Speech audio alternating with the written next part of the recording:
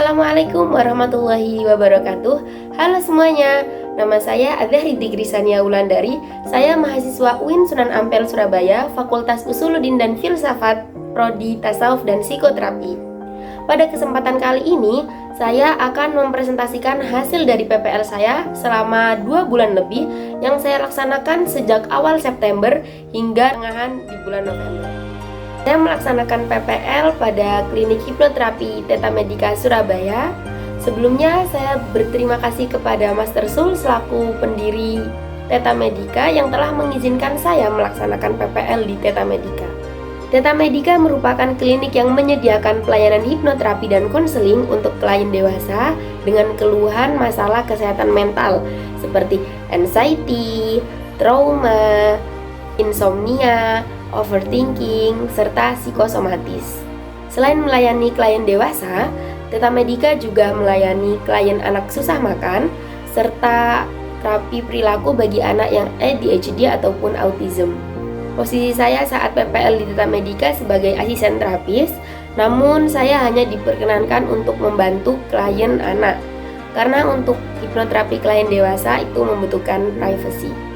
Walaupun saya hanya diperkenankan untuk memegang klien anak, tetapi saya juga diberi ilmu tentang hipnoterapi untuk menangani klien dewasa. Nah, sekarang saya akan menjelaskan tentang apa itu hipnoterapi dan bagaimana cara pelaksanaan hipnoterapi. Hipnoterapi adalah terapi dengan menggunakan hipnosis. Hipnoterapi digunakan untuk mengatasi permasalahan mental maupun perilaku seseorang. Hipnosis ini dilakukan dengan cara mensugesti klien saat klien berada di gelombang otak theta ataupun alfa. Selanjutnya saya akan menjelaskan tata cara pelaksanaan hipnoterapi. Dalam tahapan pelaksanaan hipnoterapi ada 5 tahapan. Yang pertama ada pre-induction, kemudian ada induction, ada deepening, ada sugesti, dan yang terakhir terapeutik. Pre-induction. Pre-induction itu hampir sama dengan konseling, di mana seorang terapis bertanya-tanya mengenai klien, baik itu nama ataupun permasalahan klien. Selanjutnya induction. Saat induction ini, terapis mulai mengajak klien untuk melakukan relaksasi di sesi deepening. Nah, pada sesi deepening ini, terapis mengajak klien untuk lebih rileks. Tujuannya agar klien gelombang otaknya itu bisa meningkat dari beta ke theta maupun alfa. Nah, deepening ini tuh biasanya bentuknya itu seperti klien disuruh untuk membayangkan bila klien ada di lantai 10, kemudian perlahan-perlahan semakin dihitung klien akan turun ke lantai dasar, ataupun diibaratkan klien sedang berada di sebuah taman. Semakin klien menarik nafas, maka klien akan lebih rileks dan rileks lagi. Deepening itu bentuknya seperti itu. Kemudian ada sesi sugesti. Tahap sugesti ini, si terapis mulai memasukkan kata-kata afirmasi positif pada klien. Dan yang terakhir ada sesi terapeutik. Nah, pada sesi ini, terapis membantu klien untuk menyelesaikan permasalahan dari klien tersebut. Seperti contoh misalnya klien mempunyai permasalahan dendam sama seseorang. Nah, itu sama terapis itu diibaratkan dendam itu bentuknya bagaimana, klien diarahkan untuk itu. Terus misalnya klien mengibaratkan dengan sebuah batu yang sangat besar. Nah, terapis itu mencoba untuk membantu klien memecahkan batu itu, jadi melepaskan dendam yang dirasakan sama klien. Setelah itu baru klien mulai direlaksasikan lagi, baru dibangunkan. Selanjutnya saya akan menjelaskan klien anak di Theta Medica. Jadi keluhan anak di Theta Medica itu seringnya itu anak susah makan. Namun selain menangani kasus anak susah makan, Theta Medica juga menangani anak dengan permasalahan ADHD ataupun autism, yang itu biasanya digunakan dengan terapi perilaku. Pasti kalian semua bertanya-tanya ya, emang bisa anak di hipnoterapi? Sedangkan hipnoterapi kan dibawa ke alam bawah sadar. Sedangkan anak kan 7 tahun baru terbentuk alam bawah sadarnya. Jadi, apakah bisa anak kecil di hipnoterapi? Jawabannya tidak. Bagi klien anak, di Theta Medica hanya memberikan afirmasi positif saat melakukan terapi. Selanjutnya saya akan menjelaskan tahapan-tahapan terapi bagi klien anak. Yang pertama ada sesi konseling dan asesmen.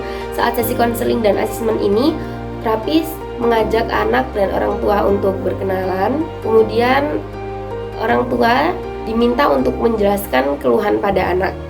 Setelah itu, orang tua diminta untuk keluar dari ruangan dan dilakukan sesi asesmen. Asesmen ini kalau anak susah makan, terapis itu ngasih 1 butir nasi ditempelkan di tangan anak ini.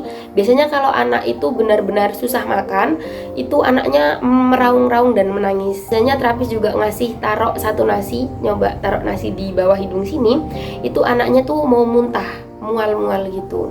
Permasalahan lain, terapis mencoba menyesuaikan asesmen. Misalnya seperti yang pernah saya tangani itu keluhan anak yang susah BAB, itu sama terapis disuruh jongkok. Suruh jongkok itu anaknya nggak bisa. Terus saya juga pernah membantu menangani anak yang trauma untuk berjalan karena pernah terjatuh saat belajar jalan, habis itu dia nggak bisa berjalan. Itu sama terapis dicoba belajar jalan lagi. Itu merupakan asesmennya. Setelah itu orang tua diminta untuk masuk dan menjelaskan seberapa berat permasalahan anak. Anak dengan keluhan berat itu dapat 12 sesi. Nah, untuk anak yang dengan keluhan sedang biasanya hanya 9 sesi. Untuk anak yang keluhannya ringan biasanya 5 atau sampai 7 sesi. Selanjutnya masuk tahap terapi. Pada tahap terapi ini ada 4 tadi, ada behavior, sensorik, terus kemudian hipnoterapi, dan yang terakhir parenting. Selanjutnya ada tahap behavior, yaitu terapi perilaku, yang mana bertujuan agar anak dapat mendapatkan fokus dengan baik, dapat mendengarkan instruksi dari orang.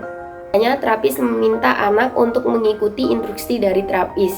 Nah, itu terapis melihat tuh bagaimana anak itu mendengarkan instruksi terapis, apakah baik atau tidak, atau kadang tuh cuman kayak matanya lihat doang, kadang enggak gitu. Terus kemudian terapis mengajak ngobrol anak. Saat mengajak ngobrol itu biasanya anak itu matanya kurang fokus atau kemana-mana. Nah, di sini di tahap behavior ini terapis mengajarkan anak supaya kalau ngomong itu lihat mata yang ngomong. Kemudian terapis mencoba untuk mengajarkan anak agar dapat menenangkan diri saat tantrum. Kemudian pada tahap sensorik ini terapis melatih anak dengan 2 sensorik, yaitu sensorik halus serta kasar. Kalau halus sama terapis itu dipijat titik oromotornya di bawah pipi sini, di bawah hidung, di bawah dagu, serta ditotok biasanya atas kepalanya. Ataupun juga sama terapis dikasih sikat gigi oral seperti ini dan sikat sensorik yang seperti ini. Kemudian pada saat terapis melatih sensorik kasar dari anak itu seperti dilakukannya anak disuruh megang nasi di sini. Biasanya itu reaksi anak itu dilihat, ada yang meraung-raung, ada yang menangis, bahkan ada yang sampai muntah. Nah, itu sebagai penilaian terapis kepada anak. Kemudian biasanya anak juga disuruh menjilat, menyium, bahkan disuruh mengunyah. Itu untuk sebagai latihan sensorik kasar. Kemudian pada tahap terapi ini anak diminta untuk belajar makan. Nah, biasanya itu kan reaksi anak banyak yang tantrum ya. Itu sama terapi dicoba belajarin makan, dikasih tempel 1, tempel 2 nasi di sini gitu, sambil diberikan sugesti afirmasi positif seperti mulai saat ini dan seterusnya kamu akan makan nasi dengan enak, nasi itu baik, mulai saat ini dan seterusnya kamu itu akan menikmati makan nasi. Kemudian yang terakhir yaitu tahap parenting, di mana pada tahap ini terapis memberitahu orang tua tentang cara parenting yang baik agar dapat meningkatkan keberhasilan pada terapi ini. Mungkin cukup sekian yang dapat saya jelaskan, kurang lebihnya saya mohon maaf. Wassalamualaikum warahmatullahi wabarakatuh.